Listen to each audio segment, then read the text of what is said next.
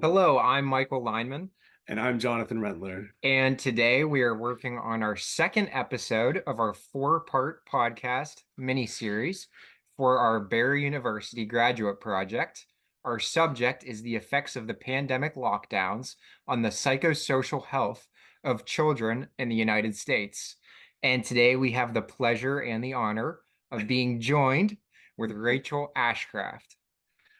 And here's Rachel Ashcraft. I originally went to one of her seminars at the AOTA conference in Orlando this past year, and her presentation was absolutely incredible, and we are going to definitely talk a little bit more about it. But here's some background on Rachel. She's a licensed and registered OT and TBRI practitioner. Rachel is a professor in the Department of OT at the University of Alabama in Birmingham. She currently serves as the secretary for the Alabama Occupational Therapy Association. She founded and directs a nonprofit, Foster the Future Alabama, with the mission of reducing inequality and access to health and wellness services for children in foster care. She's received recognition from both state and national OT Association for her work with vulnerable children, including the 2018 Emerging and Innovative Practice Award from the AOTA Association for her work with vulnerable children. And her scholarly works include presentations, such as the one that I saw, and it's incredible, articles, textbook chapters on the topic of trauma-informed services in various settings, and she co-edited the AOTA textbook Trauma, Occupation, and Participation, which was published in 2021, so definitely check it out. All right, so on to the questions. Uh, Rachel, once again, thank you so much for taking the time to speak with us today. I did, the pleasure of attending your AOTA conference presentation on sensory-informed trauma responsive interventions with the pediatric population. And I just wanted to, like Michael mentioned, our whole project is all about how children were affected by the COVID-19 lockdowns.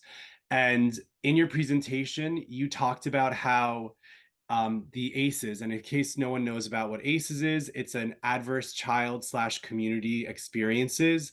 And in your presentation, you talked about how actually COVID-19 was was in the environmental realm, which means all these children who experience it and adults, but mostly we're dealing with children here, they all kind of have now this adverse child community experience, and they're living with the residual effects of it. So, Rachel, do you mind kind of elaborating on that a little bit?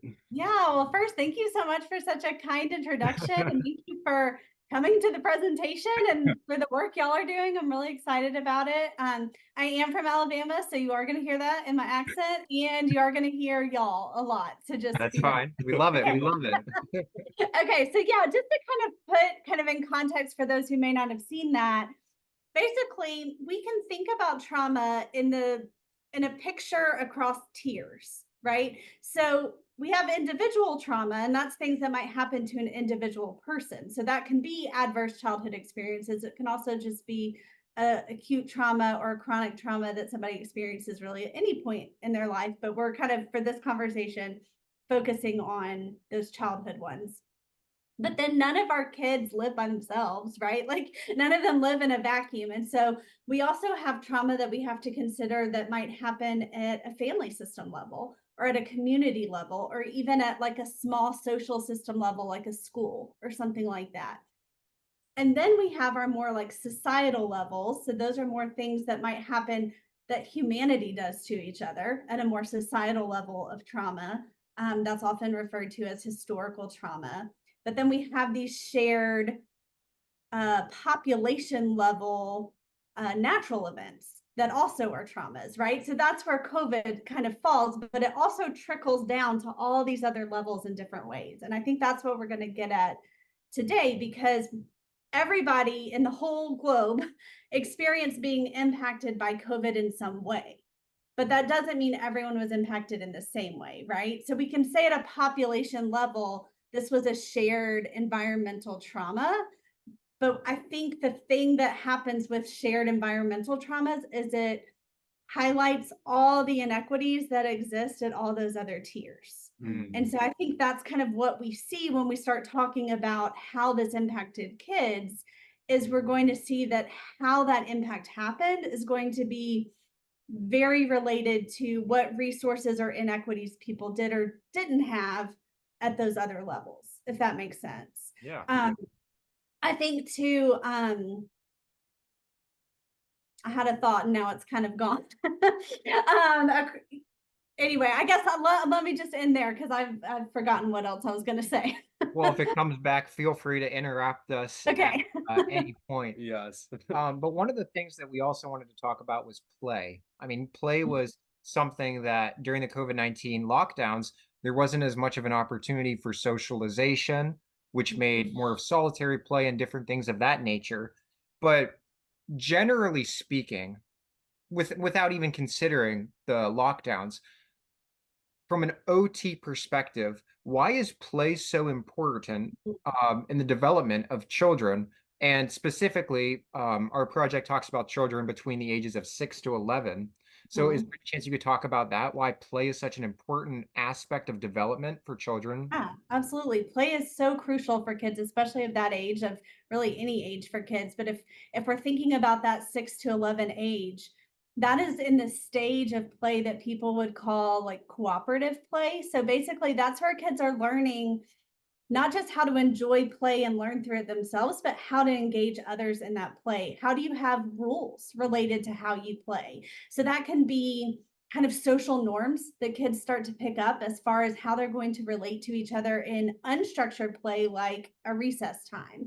But it also relates to play where kids start getting more structured play, like a sports team or something like that. And I know, like in OT, there's all people go back and forth about like leisure versus play, but I'm just kind of talking about all of it. I'm not trying to get like in the weeds on a definition on that. But if you think about the value of that, they're learning different types of ways of relationships.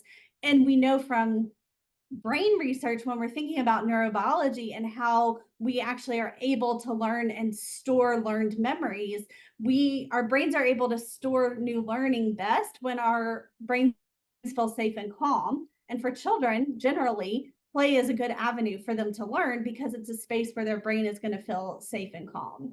And so they're able to learn that more. And so that's much more meaningful for a child to learn how to do relationships in the context of doing those relationships and playing and working that out with peers, as opposed to if I were to sit a child down and say, this is how you do relationships, right? Like they're not going to learn that. But if you have them work it out on the playground, they are going to learn that. So it's really important. Yeah, and learning through experience, like you're talking about at recess, at the playground, Right. soccer team, sports, these are all fundamental things that is so crucial to childhood development. And And it's very OT, right? Like we yes, believe we absolutely. learn through doing, Yeah. right? Absolutely. So personally, what did you experience in your practice when the COVID-19 lockdowns started and you weren't able to socialize as much, the children weren't able to? What are some personal things you experienced on perhaps the deficits of play that now we don't have these opportunities to play? What was that like that you observed? So, that's such an interesting question because as I think about it, I think what I observed is kind of a baseline deficit that occurred for people. So, like, pretty much all kids, at least in the United States, initially weren't going to school.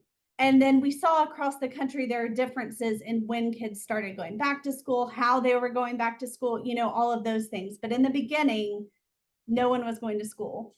No one was doing sports teams. All of those things were totally kind of shut down. So everyone kind of had that initial experience.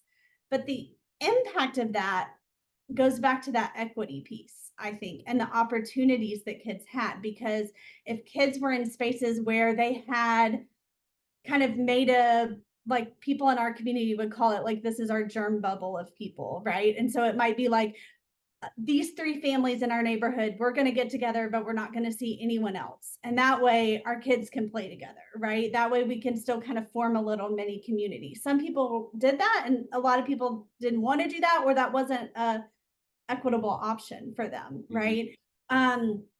Kids who had access to safe outdoor spaces. I'll send y'all some research that has some good research that's coming out lately about kind of how play was impacted during COVID. And what, Oh, yeah. yeah, I'll send y'all some references you can include like in your notes. But what we see is inequity in a lot of kids ended up playing outside a lot more than they ever had.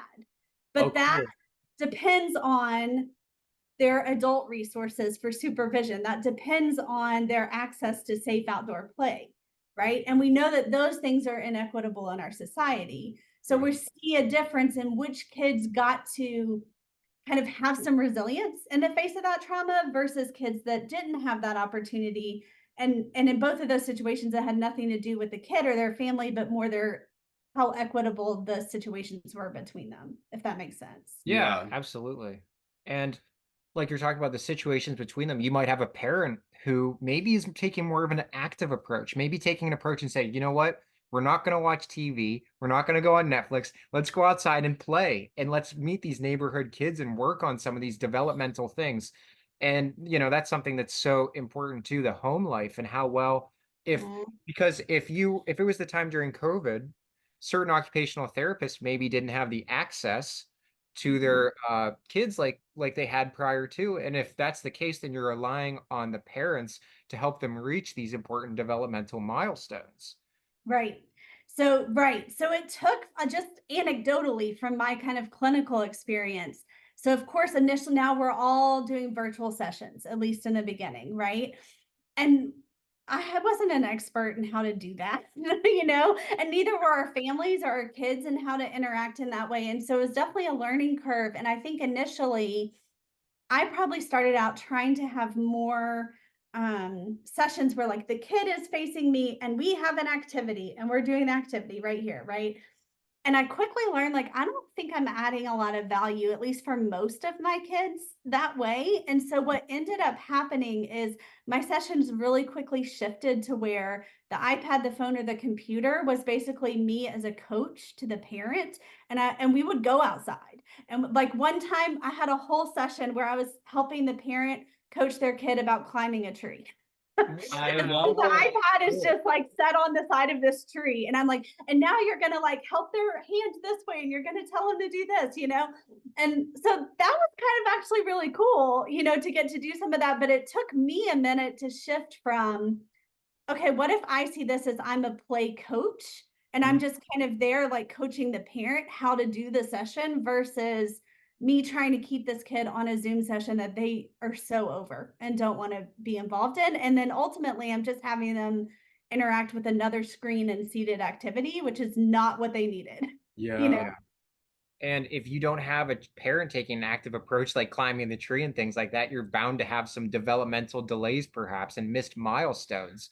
And the thing that's interesting is, of course, you were OT prior to COVID, so you know what it's like with seeing what the where a child should be at a certain point in time with their milestones, and then during the COVID-19 lockdowns, and now after the fact, have you observed more of an impacted consequence as a result of the lockdown? And what are some of the common missed milestones that we're seeing perhaps as a lack of not the ability to play and socialize and things like that? Yeah, so I think anecdotally, I'll answer that and then I'll send y'all some other research that kind of speaks to kind of like both of those pieces of that. But I think what we're seeing, especially in school systems, is kids, so that 6 to 11 age, that's like depending on when their birthday is and what school system there is, that's anywhere between like kindergarten to 6th grade, right? So like all your foundational learning is that, because that's when you're doing all the learning where you're like learning how to read, right? Because then when you go to these upper levels, then you're reading to learn. And so we have a lot of kids that are behind in just foundations. But then we also have kids that are behind in kind of having worked out the social rules of being with each other, you know? And so we're seeing a lot of like needing more support for what would typically be considered a younger level coping or social skill. So I might have a kid in 5th grade who really is needing a lot of support that in the past might have been something I would have expected of like a 1st or 2nd grader, you know, or something like that, because they didn't get those experiences, right? So like you don't learn if you don't have the experiences. And that's certainly not true for every kid either, right? That's just kind of like an umbrella level view. I think to me, the thing that stands out so much is how much COVID made the inequities we have in skills like that so much worse. Because even in like the examples we were giving, that was the parents that were able to work from home. That's the parents who did have time to be on a session. Those are parents that already had the resources to have internet, to have already be established as a patient somewhere, to have the financial resources. So I'm already pre-selecting a very specific group of people, Yeah. right? That I was seeing. And what we know is that COVID, not if you didn't have parents that were able to work from home, you may have had parents who were considered essential workers who Mm, were out like taking a lot of health risks every day, yeah. right? And like it was a different level of stress that they were facing every day. So now you may also have parents who are a different level of regulation Mhm. that they're able to even bring into their space, like how much stress they're kind of projecting into the home environment. If spaces had access to food, we saw like food insecurity become a really inequitable thing. Like kids are not going to play, they're not fed, so there's all these other layers of things. And then what I found in my practice is families that were barely hanging on going into COVID became a huge family trauma for them because they Yeah. weren't really in a good space, and so they did not have the supports to navigate that. And then some families that did have a lot of supports and privileges, it ended up being like they were able to make kind of lemonade out of lemons in a lot of ways for that, you know? Yeah. And so then though, when you're comparing at a population level, you start really seeing disparities grow. And they're almost always connected to who had the opportunity, you know? Well, and those who benefit always benefit almost in some regards. Right. And I was gonna say, so you talked about like the big umbrella of children, and just to kind of like zoom in. So, part of our project, we talk about kids who are not neurotypical and how they were affected. And so we have a whole portion just on kids with ADHD and ASD. And like you talked about how family trauma and like the caregiver stress can like leak into Mhm. children. And a lot of children with ASD, they're very sensitive to like external stresses, external factors. And so would you like to do you have any personal anecdotes, or do you want to elaborate on like how kids with ADHD or ASD were affected through Yeah. So lockdowns? there's a saying in the autistic community that people use. Sometimes it says like if you've met one autistic person, you've met one autistic person, Yeah. right? So just like it, just to kind of give a caveat to anything I'm saying, that certainly like generalizations are going to have problems, right? So I Yeah. guess just take that caveat with what I say here. But I think what we saw is that a lot of that again depended on what family supports and opportunities were really in place, and Mm, then how that was promoted with that child. So autistic kids with different neurodiverse kind of expressions, they have their own specific set of needs, and COVID may have impacted the way that those were able to be more met, right? So I'll give you a couple examples of that. So I had clients who um, had a lot of anxiety, like a lot of anxiety, who were diagnosed autistic, had a lot of anxiety, who then really got COVID almost became like a special interest to them, where yeah. like they were just like all the time, everything about it in a way that was just like ruminating for them. So that when things came back up, they like were not able to feel comfortable going back out. And like I had kids who were so stressed about it, they were like sleeping in their mask. And their parents couldn't get them to be like, you don't have to sleep in a mask, you know? And then I had kids that were so like aversive to sensory stuff that they would never wear a mask, Yeah. right? So like Yeah. there's so many different things to that. Um, my own son is one of those experiences that I would say demonstrates some of that difference in equity, from the sense that I think he had a very privileged experience. So my son has ADHD and sensory processing needs. He was our foster son, Mm, and we adopted him. So we had a lot of stuff we needed to work on with attachment. And we were privileged enough to live in like a space where we had outdoor spaces to play in, and where we were able to work from home. And so he was actually really struggling in school because he had all these sensory processing differences. And when we came home, all his needs went away. because we weren't exposing him to any of his like triggers, you know? Yes. And so, like, because a lot of his sensory expressions were like avoidance stuff, right?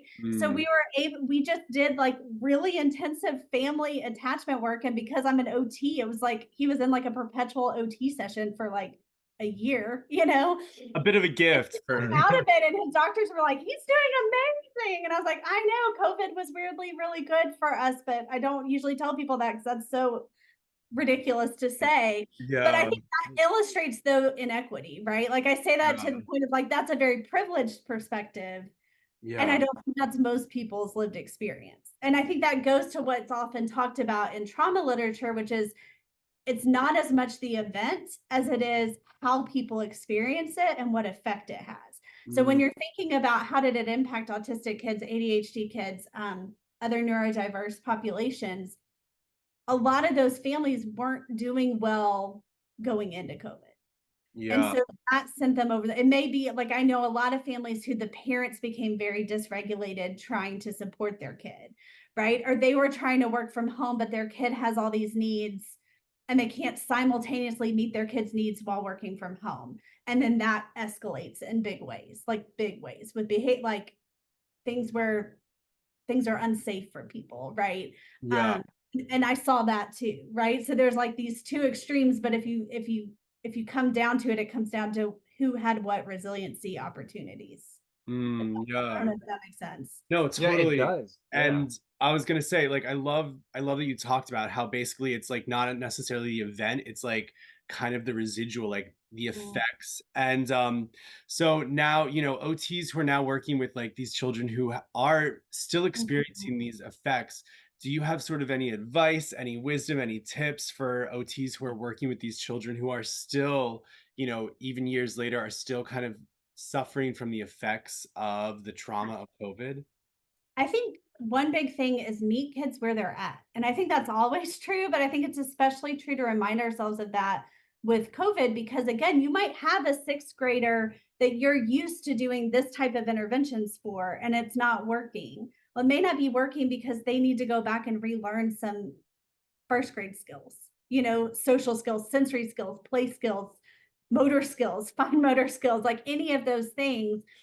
And so just be really open to that. You may have to really go back in ways that you wouldn't have normally. And I think also these are kids that aren't necessarily going to have a diagnosis that we think, oh, this means if they have this diagnosis, I know we're going to have to work on these things. Like you might really need to hold yourself accountable to doing holistic good OT to make Yeah. sure you're catching everything for that kid, right? I think a good OT profile, a good OT evaluation approach can catch those things, right? But if we become just products of our systems where we're just doing the evaluation that the sixth grade school wants, Mm. or we're just doing what's kind of always been expected, and we become not who we really can be, then I think that's where we become kind of part of the problem. So I think, like, to me, go back to the stuff we know and the values that we are as a profession, because we've got what we need. We just need to make sure we don't forget to do it. Yeah. Wow. You Right. give me goosebumps. Yeah. Like every answer. Sorry. Rachel, you mentioned about going back and being open and considering these things. Doing a great occupational profile can help, with some of these consequential issues. But one of the things that I just thought about when you were talking there, how do you see the future of occupational therapy right now, in the next few years, from the trauma aspect of the COVID-19 lockdowns? Is now a good time for OTs to be going into the field? Because it feels like, at least my opinion, there's going to be whole new levels of occupational therapy as a result of the trauma of the COVID-19 lockdowns. And what do you see as the future of occupational therapy in the next 5 years, 10 years? How do you see it going? Yeah. So I think that also becomes up to us and how we advocate for exactly what you just said, right? Like it's so important. And I think we are going to see those needs. And I think we're going to need to show up well in the spaces we're already in. But I also think we need to consider new ways of accessing people who need our services, right? So, like, what would it look like to have a job where you consult with child welfare programs, right? Like every state, like whoever your child welfare agency is, what would it look like if every kid got an OT like they get a social worker? What would it look like if OT started not just being individualized tier 3 services in schools, but really going in and saying, hey, all our kids experience COVID, all our teachers experience COVID, right? Yeah. We're all kind of operating from this space, all our parents, right? Who you're saying parents are hard to deal with because they're always hard to deal with, but more so now, right? Like, because we've all been through this. So how can OTs go in and say, let's do some tier 1 and tier 2 programming, right? And advocating for that. How could we be consulting with after school programs and camps and community centers in our spaces, all things like that, right? So I think there's also like outside of the box ideas where we can do kind of what you're saying, which is like rise up to meet this new need. But I don't think if we just keep doing what we've always done, it's necessarily going to work.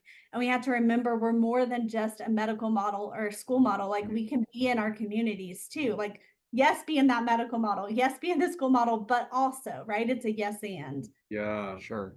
And there's a whole group of people who need to rise up and meet this need, and that will be our classmates. Hopefully, we Yes. all graduate. Yes, no. I This believe is in y'all. The students give me a lot of hope because I think y'all's generation of students truly, honestly, if we want to take this conversation a step forward, y'all came into your profession during this time. yes. Yeah.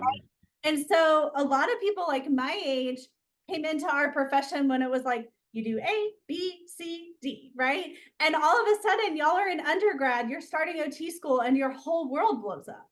And Yeah. so y'all, though, because of that, again, going back to that resiliency factor, that can make y'all can, I'm sure you had negative impacts of that, right? Like it was stressful. Yeah. There's things you probably missed that you didn't get in your college experience, right? Like all Yeah. of those kind of things.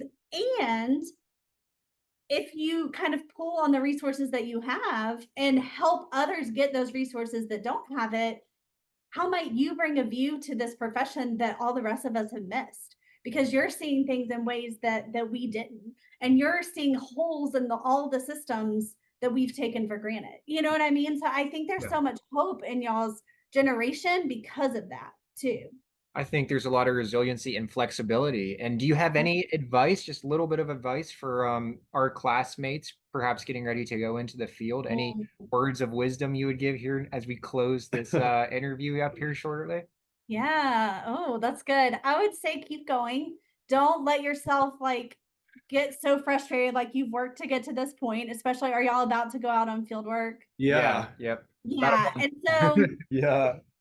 you're going to be threading that needle of learning what you can from your fieldwork educator, but also bringing what you know, to that space too. And so, be humble and be in a posture of graciousness and ready to learn, but also don't forget what you know and the value that you bring too, so kind of like hold both those things for yourselves and remember like you got to get through field work and you're going to learn a lot, but then you're going to be out there like changing the profession. So like keep going.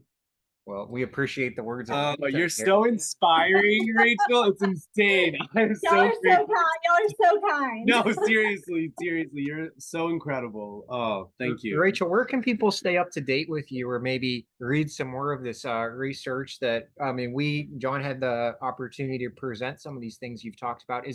I can put links below this video, of course, and Yeah. my classmates, but maybe could you speak? Is there a place that people could stay up to date with you or read Yeah, some? so I have an Instagram that I don't maintain well. So that's one place. It's like Rachel_Ashcraft_OT.